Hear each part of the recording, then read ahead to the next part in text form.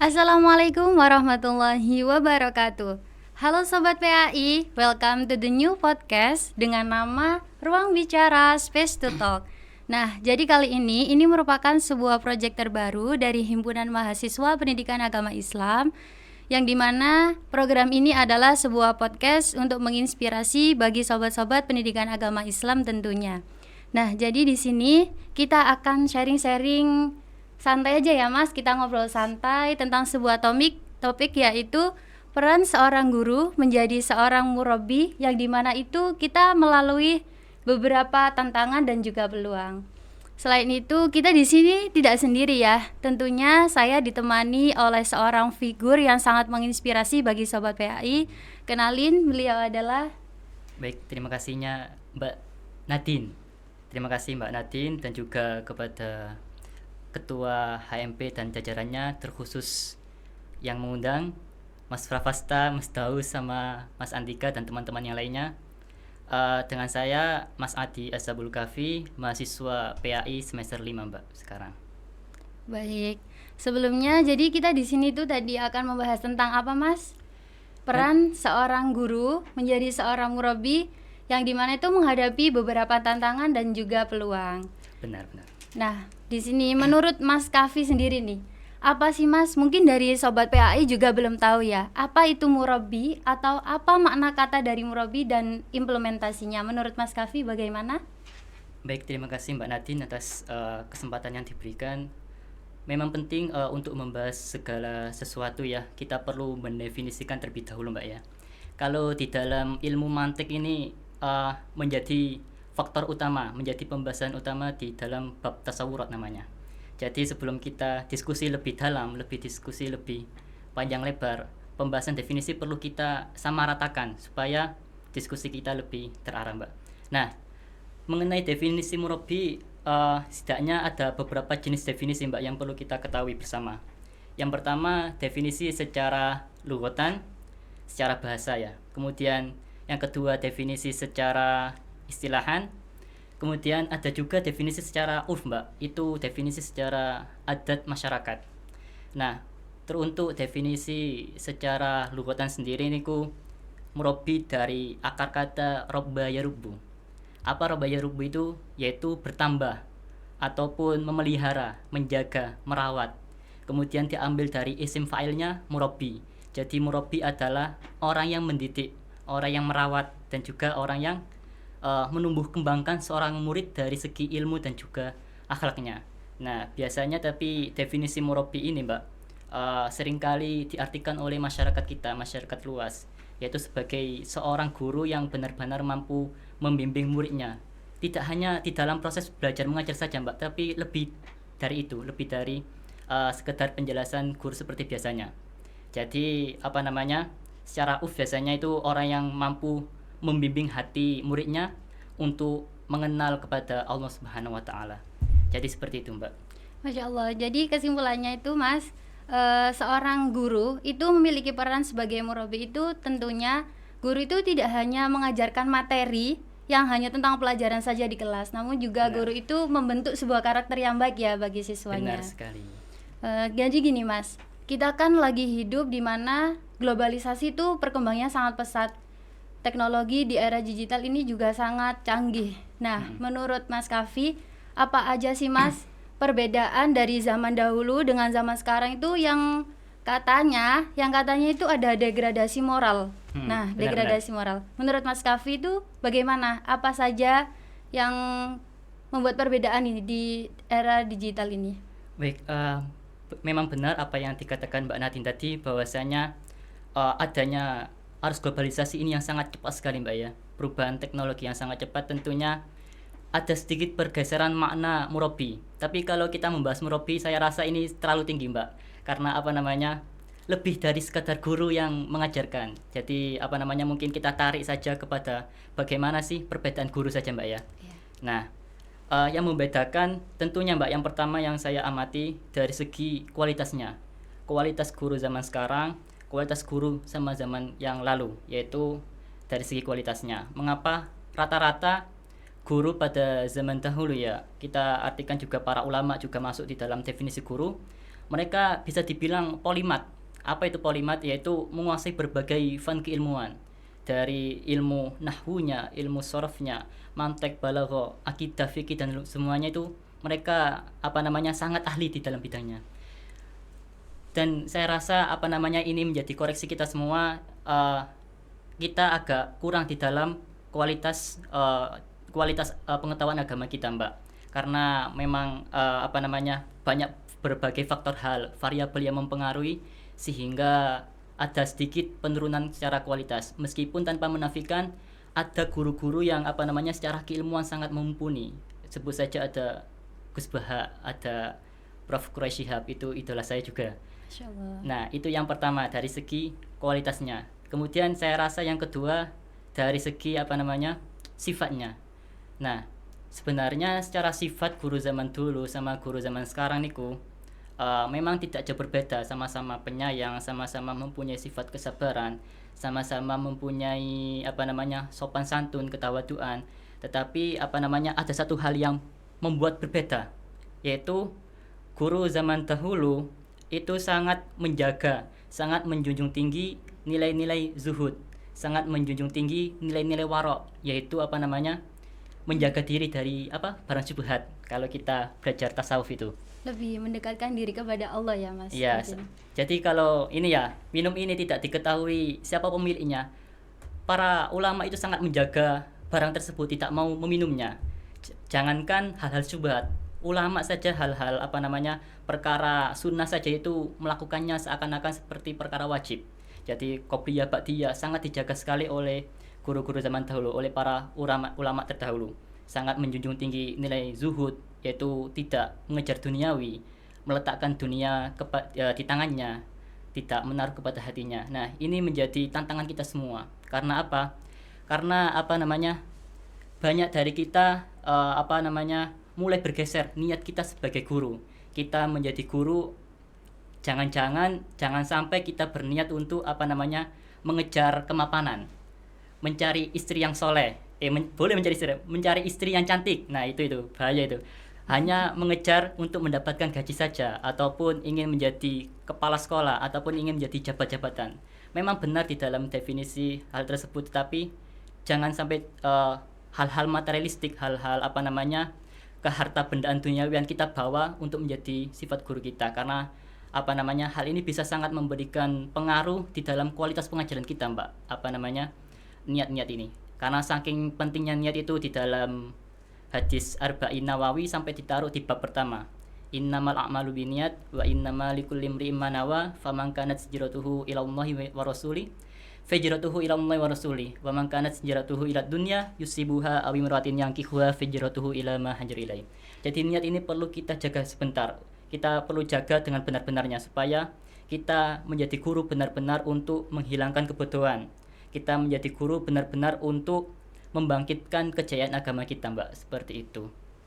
Iya ya, Mas, mungkin di zaman sekarang itu banyak guru itu yang salah mengartikan bahwasanya guru itu hanya dibuat sebagai titel saja. Benar. Hanya untuk mengejar profesi atau yang lainnya. Padahal selain itu menjadi guru itu sangat susah ya, Mas. Sangat. Tentunya sangat untuk menata niat, untuk menata tujuan, atau untuk tujuan kita dalam untuk membentuk karakter bagi peserta didiknya.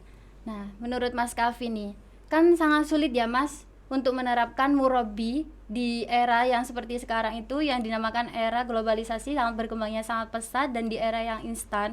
Nah, menurut Mas Kavi, bagaimana nih cara kita sebagai calon pendidik ya tentunya. Iya. Amin. Amin. Nah, bagaimana cara kita itu mengkolaborasikan peran murabbi itu sehingga dapat tersampaikan kepada peserta didik yang dimana kita hidup di zaman yang seperti sekarang? Saya rasa untuk bisa menyampaikan pesan-pesan tarbiyah, Mbak ya, kepada peserta didik ya, nilai-nilai kependidikan gitu ya. Saya rasa sebelum kita menyampaikan kepada peserta didik, kepada murid-murid kita, hal yang terpenting untuk disampaikan adalah menyampaikan kepada diri sendiri, Mbak. Menanamkan nilai-nilai tarbiyah kepada diri kita sendiri. Karena bagaimana bisa kita menanamkan nilai-nilai kepada orang lain tetapi kita sendiri tidak mempunyai nilai-nilainya, Mbak ya.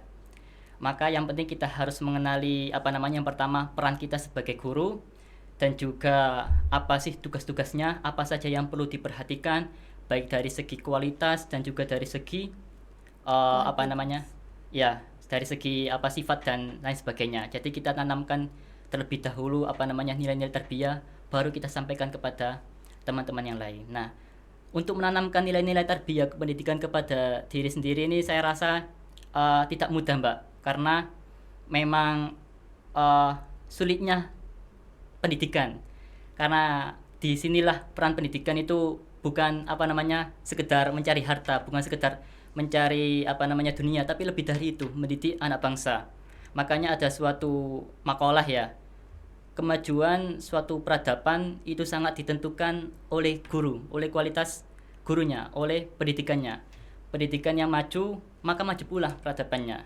Pendidikan yang kurang, maka mundur negaranya. Dulu kita pernah sampai di zaman abad pertengahan. Itu ada namanya Bani Abbasiyah, yang dimana kita mengalami puncak-puncaknya peradaban kita, terutama di zamannya Khalifah Al-Ma'mun, Mbak. Di zamannya Khalifah Harun Ar-Rasyid juga. Itu peradaban kita sangat maju sekali. Karena apa? Karena ilmu pengetahuan sangat dihargai, karena ulama sangat dihargai. Sehingga kemajuan kita dulu sangat disegani oleh bangsa Arab. Dari tidak hanya ilmu agama, tetapi dari ilmu kedokteran, ada Ibnu Sina, ada juga ilmu kimia, ada juga ilmu optik Ibnu Haitam, dan juga tokoh-tokoh yang lainnya yang tidak bisa saya sebutkan, Imam Ghazali, Ibnu Al-Farabi, karena memang mereka memperhatikan dengan betul pentingnya pendidikan. Maka yang pertama, terlebih dahulu kita tanamkan nilai-nilai itu kepada diri kita sendiri, bahwasanya itu kita adalah guru. Maka sudah selayaknya kita bertingkah, berperilaku seperti guru. Kita menjaga wibawa kita menjaga perilaku kita terus belajar, jangan pernah merasa puas dengan ilmu yang kita miliki. Kadang kalau kita sudah selesai kuliah gini, Mbak ya, sudah selesai kuliah kemudian menjadi guru itu udah nggak belajar, udah apa namanya sudah mencukupkan, udah jadi guru, udah punya ilmu nih, akhirnya ya udah nggak usah belajar, akhirnya jadi guru saja dengan ilmu seadanya. Itu sangat-sangat jangan dilakukan. Kita hindari dengan betul bahwasanya jika kita menjadi guru, maka ya kita harus terus belajar. Jangan cuma belajar ketika kuliah saja, bahkan ketika sudah menjadi guru, ketika sudah mendapatkan apa namanya posisi penting, kita terus belajar dan belajar, karena nantinya ada banyak sekali perubahan, ada banyak sekali apa namanya sesuatu yang menjadi hambatan kita tetap perlu belajar. Jadi itu yang penting, Mbak. Nah, tentunya ya Mas, kita kalau lagi dalam proses belajar itu jangan pernah mengenal kata puas. Kata puas. Nah, kalau kita udah merasakan puas itu kita kan berhenti. Udahlah sampai sini aja kita belajar kayak gitu kan Mas. Padahal itu tentunya kita sebagai calon seorang pendidik itu tidak boleh selalu merasa puas dalam ilmu yang kita miliki. Benar. Nah, mungkin Mas dari sobat-sobat PAI sebelumnya bertanya nih, apa sih Mas tarbiyah itu? Apa nilai tarbiyah itu yang bisa kita tanamkan dalam diri kita? Karena tadi kan sudah jauh ya Mas Kavin jelasin menanamkan nilai tarbiyah. Nah, nilai tarbiyah seperti apakah yang bisa kita tanamkan sebagai calon pendidik? Untuk tarbiyah itu sendiri teman-teman, apa namanya, pendidikan ya biasanya kita mengartikannya sebagai pendidikan, tetapi apa namanya di dalam penjelasan pendidikan ini saya tertarik dengan penjelasan dari salah satu tokoh pemikiran pendidikan Islam, yaitu Sayyid Naqi Al-Attas. Pernah dengar Mbak ya? Ketika mata kuliah filsafat pendidikan ataupun mata kuliah di kuliah kita ada 3 term yang biasanya untuk menjelaskan makna pendidikan. Nanti kita arahkan kepada penjelasan tarbiyah tersebut, yaitu bahwasanya pendidikan itu adalah taklim, pendidikan adalah tarbiyah, pendidikan adalah takdib. Nah, ini kesemuanya mempunyai makna yang sama, yaitu pendidikan. Tetapi jika kita tarik lebih rinci, ketiga term ini mempunyai maksud tertentu, yaitu yang pertama dari pendidikan adalah taklim menurut Sayyid Naqi Al-Attas. Jadi kalau taklim saja, bahwasanya pendidikan adalah pengajaran, transfer of knowledge, transfer pengetahuan. Kemudian yang kedua adalah takdib, penanaman adab, bahwasanya pendidikan untuk apa namanya mendidik anak untuk memperbaiki adabnya. Kemudian pendidikan yang ketiga adalah tarbiyah, sebagaimana yang sudah saya jelaskan terlebih dahulu, bahwasanya pendidikan ini adalah bertumbuh, berkembang. Artinya apa? Setiap dari subjek pendidikan, kita para manusia mempunyai potensi yang bisa dikembangkan, mempunyai potensi yang bisa menjadi lebih baik daripada sebelumnya, Mbak. Makanya salah satu apa namanya pengertian manusia, insan itu apa namanya, kita mempunyai segala potensi yang bisa dikembangkan. Jadi ketiga term inilah yang mengartikan pendidikan. Tetapi menurut Said Naqib Al-Atas ini, Mbak, apa namanya, term yang sangat sesuai untuk mendefinisikan pendidikan itu adalah takdib, yaitu pendidikan untuk menanamkan adab, pendidikan untuk memperbaiki akhlak manusia. Karena Nabi Muhammad SAW diutus di muka bumi ini selain mengajarkan manusia, menghilangkan kebodohannya, juga untuk memperbaiki akhlaknya. Innama bu'istu liutammima makarimal akhlak. Sesungguhnya aku diutus untuk menyempurnakan akhlak manusia. Jadi itu adalah beberapa apa namanya pengertian dari pendidikan. Tetapi tidak cukup sampai situ, Mbak. Kalau tarbiyah ini kan kita bicara dari segi bahasa ya, robba ya rubu.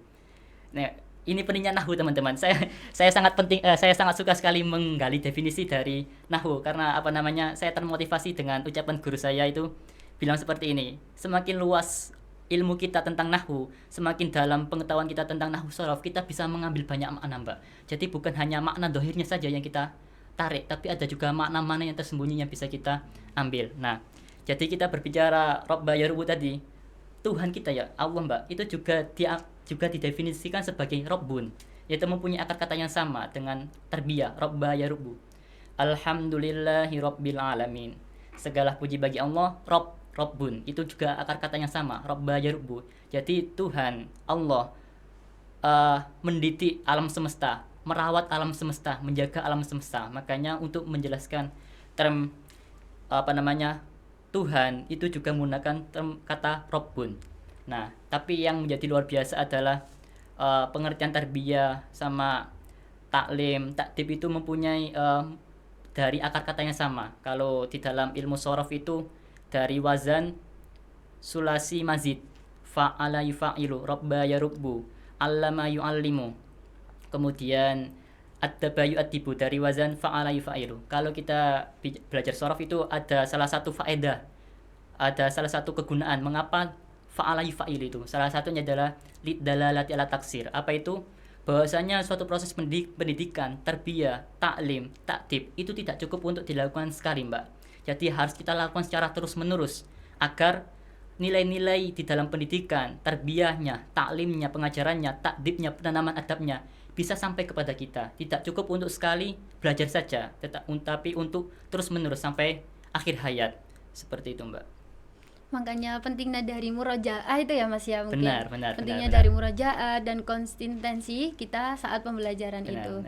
Nah, tadi kan sempat dijelaskan oleh Mas Kafi ya, bahwasanya dalam pendidikan itu harus ada perkembangan atau evaluasi ya mungkin. Nah, pentingnya evaluasi dalam pendidikan itu untuk mengupgrade apa yang salah, apa yang kurang dari sebelumnya. Menurut Mas Kafi nih, ketika kita hidup di zaman sekarang, apa tantangan kita sebagai calon pendidik itu untuk menghadapi para peserta didik yang mungkin mereka itu sedang di fase degradasi moral atau yang tidak bisa menghormati guru atau kurang bisa menghormati guru. Nah, begitu tantangannya kan Mas ya, kurang lebih seperti itu. Menurut Mas Kafi, apa aja sih tantangannya dan bagaimana cara kita menyikapi atas tantangan tersebut? Baik, memang Mbak apa namanya, kita semakin laun, semakin tambahnya waktu, nemu masalah, nemu tantangan hambatan yang semakin aneh-aneh, Mbak ya. Terutama beberapa akhir-akhir ini viral, Mbak ya, kita ditemukan suatu video, suatu kejadian apa namanya, seorang guru apa namanya mendidik. Nah, sebenarnya mendidiknya itu untuk apa namanya, untuk membuatnya lebih baik. Misalnya ada murid nakal, itu kan dipukul ya. Itu ada yang melaporkannya, kemudian akhirnya banyak kasus-kasus guru-guru tersebut di penjara, guru-guru tersebut apa namanya dilaporkan kepada pihak kepolisian dan lain sebagainya. Nah, itu saya rasa tantangan bagi kita sendiri. Tapi sebelum kita membahas hal tersebut, ada beberapa hal yang apa namanya tantangan ini disebabkan. Salah satunya adalah faktor teknologi, Mbak. Karena kita tadi berbicara tentang globalisasi, itu salah satunya adalah karena majunya teknologi di belahan dunia. Nah, teknologi ini sebenarnya bukan hal yang buruk, tapi saya rasa ini seperti pedang bermata dua, bisa menjadi baik, bisa menjadi buruk, tergantung kita memanfaatkannya. Karena apa namanya, saya melihat ada berbagai golongan itu menolak kemajuan, Mbak. Ini apa namanya, tidak menerima kebaruan, tidak menerima apa namanya perkembangan kemajuan teknologi ini. Sehingga ada sebagian apa namanya golongan kita, saudara-saudara kita ini, buat apa sih apa namanya kita main sosmed, buat apa sih kita main apa namanya menggunakan teknologi HP ini banyak banyak mundorotnya, banyak bahayanya, jadi tidak perlu kita pakai. Bukan seperti itu kita menyikapinya tentang teknologi ini. Seharusnya kita menyikapi teknologi ini meskipun di dalamnya ada berbagai hal-hal yang tidak bermanfaat, ada berbagai hal-hal yang berbahaya, mudorot. Bukan kita buang hal-hal tersebut. Nah ini, jika ada hal-hal negatif yang kita temukan, seharusnya hal-hal negatif itu kita saring untuk menjadi kebaikan, bukan malahnya dibuang. Seperti tadi, teknologi ini dengan segala apa namanya, dengan segala hal negatifnya itu jangan dibuang, tetapi kita saring supaya bisa kita ubah menjadi kebaikan, terutama untuk apa namanya mendidik guru, mendidik murid kita. Karena apa namanya secara lambat laun apa namanya murid-murid kita ini sudah kecanduan teknologi, sudah apa namanya sudah melekat lah HP-nya di tangan kita. Siapa sih apa namanya anak-anak zaman sekarang yang tidak memegang HP? Hampir semuanya anak-anak kita memegang handphone. Nah, ini bisa menjadi faktor positif tapi bisa menjadi faktor negatif. Tapi sayangnya anak-anak kita ini kurang apa namanya pendidikan, kurang pengarahan dari para orang tua dan juga dari para guru, sehingga memanfaatkannya kurang baik. Mereka mengaksesnya tidak hanya mengakses apa namanya game-game saja, tapi lebih dari itu. Mereka bisa mengakses hal-hal yang di luar, bisa mengakses hal-hal yang di luar negeri, kemudian mengakses hal yang buruk bisa diakses, sehingga mereka ketularan dengan nilai-nilai buruk tersebut. Akhirnya apa? Ya salah satu tadi adalah mereka bertindak kurang sopan, kebablasan dengan para guru, sehingga menimbulkan berbagai macam kasus. Ini yang perlu kita perhatikan, Mbak, kemajuan teknologi ini. Jadi emang kemajuan teknologi itu Benar, Bang. Kembali lagi kepada pribadi masing-masing ya Mas. Bagaimana kita untuk menyikapi atau menggunakan sosial media itu dengan baik. Jadi tidak hanya sampai kebelabasan gitu loh Mas ya. Nah, jadi menurut Mas Kavi, kesimpulannya dari peran seorang murabi dalam pembelajaran itu seperti apa? Peran murabi di dalam zaman serba instan ini ya, Mbak ya. Yang pertama yaitu kita bisa ini, ada suatu makalah, al-muhafazatu ala qadimis sholih wal akhzu bil jadidil aslah. Yang pertama, seorang guru harus mampu menjaga nilai-nilai luhur kita, mewariskan nilai-nilai luhur kita. Karena dengan kemajuan teknologi ini, ada kalanya ini generasi kita itu apa namanya melupakan nilai-nilai apa yang telah diwariskan para ulama kita, Mbak. Sehingga mereka banyak yang tidak mau belajar, tidak mau ngaji, tidak mau apa namanya melakukan hal positif. Itu peran utama dari seorang guru, menjaga nilai-nilai luhur, mentransferkan budaya-budaya baik kita, mentransferkan ilmu-ilmu yang positif kepada generasi kita, memberikan pengajaran, memberikan pendidikan yang bukan hanya sebatas pengajaran di kelas formal saja, tetapi lebih dari itu, di lingkungan masyarakat, di lingkungan manapun itu. Murabi ini harus mampu, kita ini harus mampu mendidik anak. Jangan hanya saya ini misalnya guru di sekolah A, kemudian kita melihat suatu kasus anak-anak generasi bangsa ini melakukan hal buruk lah di tengah jalan, tetapi kita membiarkan. Jangan seperti itu. Walaupun kita tidak mempunyai hubungan apa namanya dengan anak-anak, kita harus tetap mempunyai sifat pengajar, sifat pendidik. Kita memberikan pengarahan kepada siapapun itu, terutama yang bukan apa namanya murid kita. Itu yang menjadi perlu kita sampaikan juga kepada teman-teman semuanya yang besok yang menjadi guru. Jangan hanya mendidik jangan hanya mengajarkan kepada murid-murid kita yang ada di dalam kelas, tetapi juga siapapun itu yang membutuhkan pendidikan, siapapun itu yang membutuhkan pengarahan dari kita. Seperti itu, Mbak Nadine. Memang semua orang itu bisa melihat ya Mas, bisa melihat semua keadaan, tapi jarang orang yang bisa ingin melakukan apa yang tindakan yang mereka lakukan ketika melihat hal tersebut. Nah, Sobat PAI, beliau Mas Kavi ini merupakan salah satu figur inspiratif dari program studi pendidikan agama Islam. Coba tanya Mas kepada Sobat PAI, siapa yang nggak kenal sama Mas Kavi? Yang katanya setiap hari itu beliau selalu hidup di perpustakaan. Makanya pengetahuannya itu sangat luas sekali. Nah, sekian session terakhir dari kami. Apakah Mas Kavi ada pesan untuk para Sobat PAI? Untuk pesan kepada teman-teman semuanya, ada satu makalah nasihat yang saya dapatkan dari guru saya, yang saya rasa ini nasihat yang sangat relate bagi kita untuk untuk status kita sekarang sebagai mahasiswa.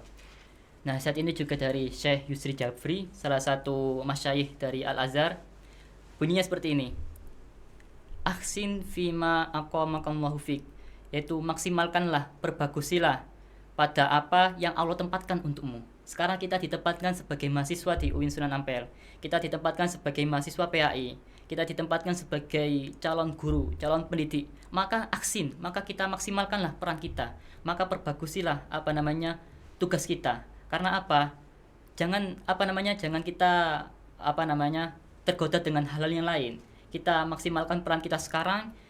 Tugas kita belajar, tugas kita sebagai teman-teman ada sebagian dari organisasi, kita maksimalkan peran di situ. Maka kita bisa menjadi seorang yang ahli di dalam hal itu. Kita menjadi guru, kita menjadi mahasiswa PI, kita maksimalkan, kita belajar, kita menyerap berbagai ilmu. Insya Allah kita menjadi seorang yang guru yang baik. Jika menjadi seorang guru yang baik, kita bisa mendidik anak kita dengan cara yang baik pula. Seperti itu, Mbak. Masya Allah, emang pembahasannya kita kali ini tuh sangat mendarah daging ya, karena ada figur inspirasi seperti Mas Kavi ini. Nah, para Sobat PAI, untuk pesan dari saya sudah banyak diwakilkan oleh Mas Kavi. Saya ingin hanya berpesan, change is not always easy and is not always simple. But if you have any dedication, you will get the part of you. So if you will becoming of your good version of yourself, really, I promise you will get it. Sekian dari kami. Terima kasih. Wassalamualaikum warahmatullahi wabarakatuh. Waalaikumsalam warahmatullahi wabarakatuh.